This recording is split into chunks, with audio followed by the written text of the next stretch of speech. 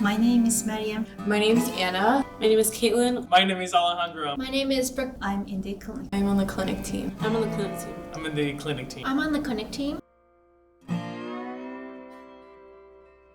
My name is Ashley. My name is Vanshika. My name is Amanda. My name is Ty. I'm on the archive. I'm actually on the archive team. I'm on the archive team. I am on Team Archive.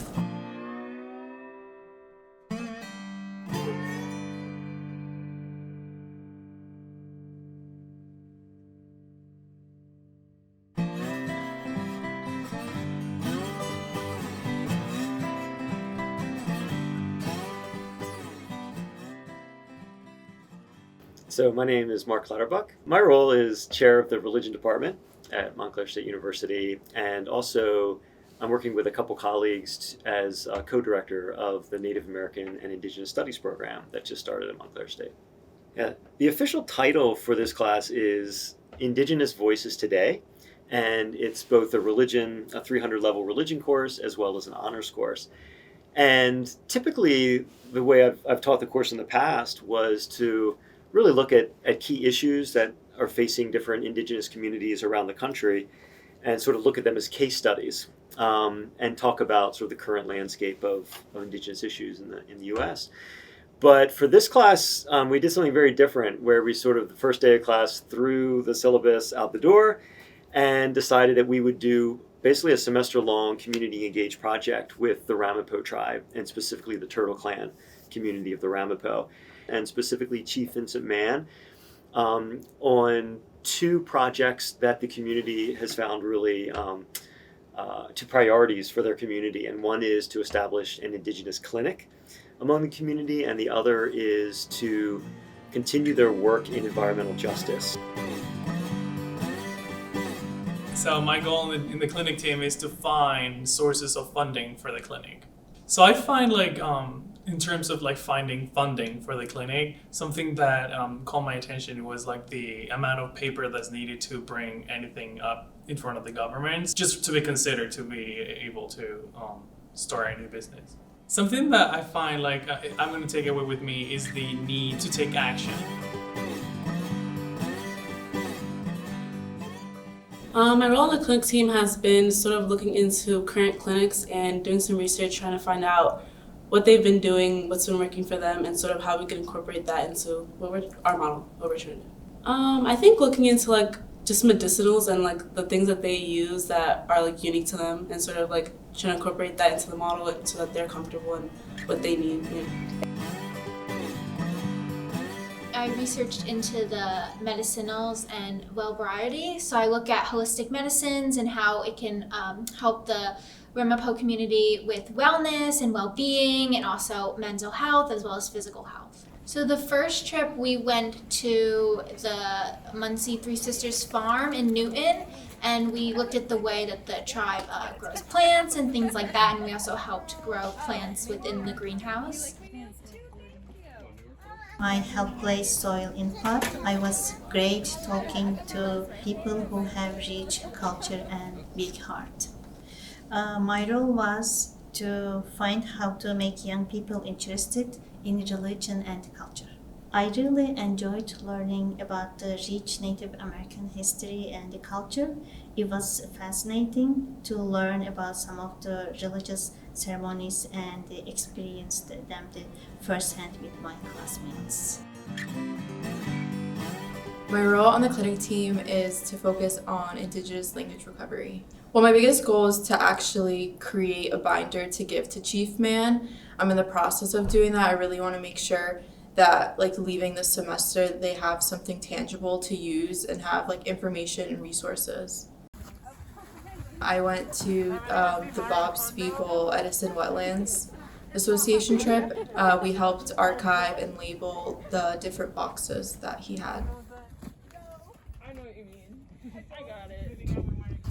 My favorite part of the trips was listening to Bob Spiegel and Chief Mann speak. Aside from the actual hands-on experience, I really enjoyed listening to them. I think they're both very insightful, and we could learn a lot from their stories. This is all stuff from Ringwood. Here. I just need to keep it Well,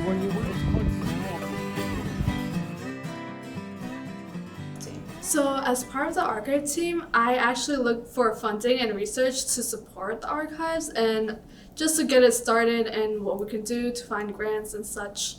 So for the end of the semester, I would like to at least have a couple of grants that the tribe can actually apply to by the time we are done with this as a class, and some things that they could have after even. So I don't know if it's getting too into it, but like there's some grants and programs that have a deadline of like June or even fall or even next year. So hopefully we can get enough to actually get them started and getting an archive and hiring people.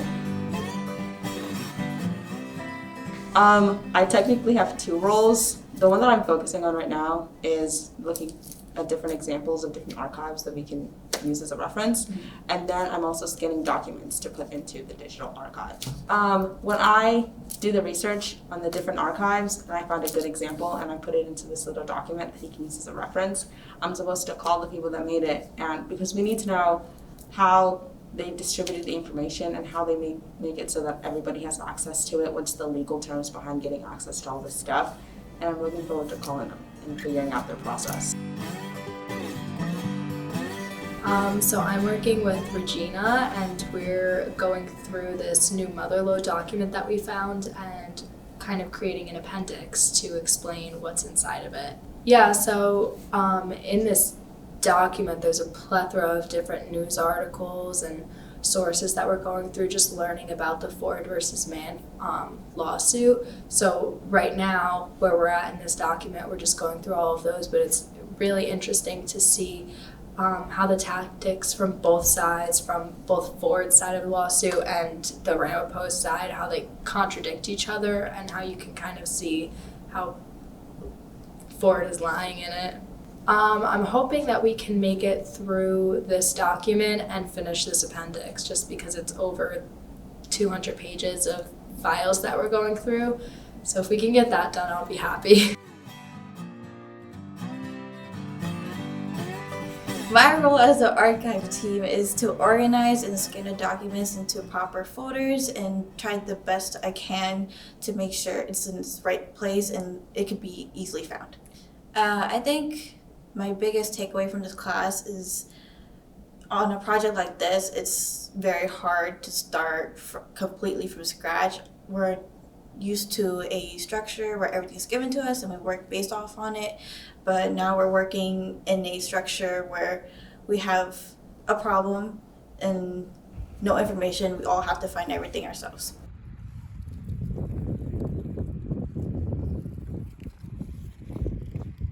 So this is definitely the first time here at MSU that I've ever organized a class like this, or invited students to partner on a class like this. I put out that initial announcement like, hey, here's this idea. If this just sounds ridiculous and crazy and not something you'd like to do, we'll go back to the syllabus. Here are the readings. Here are the assignments.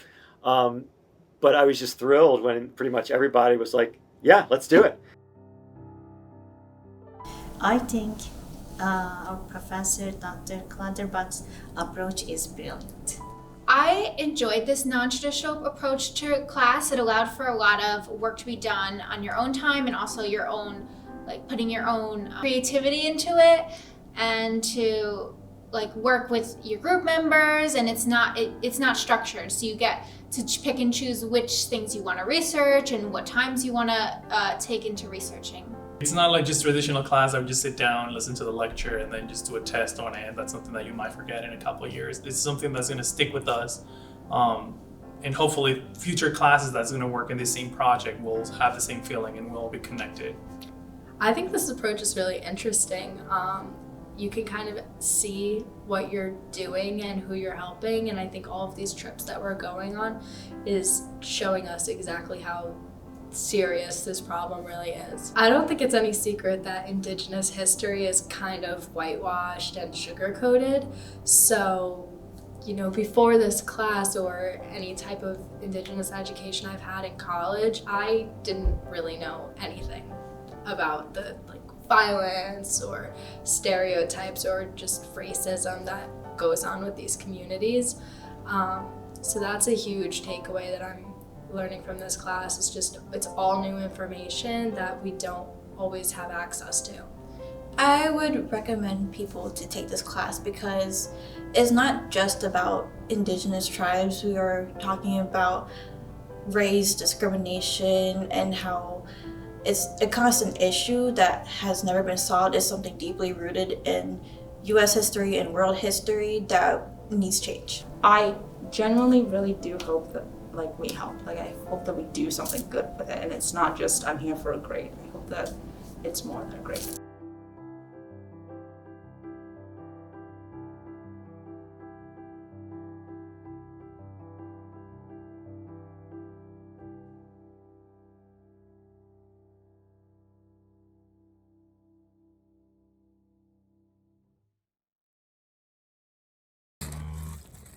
Here, spin.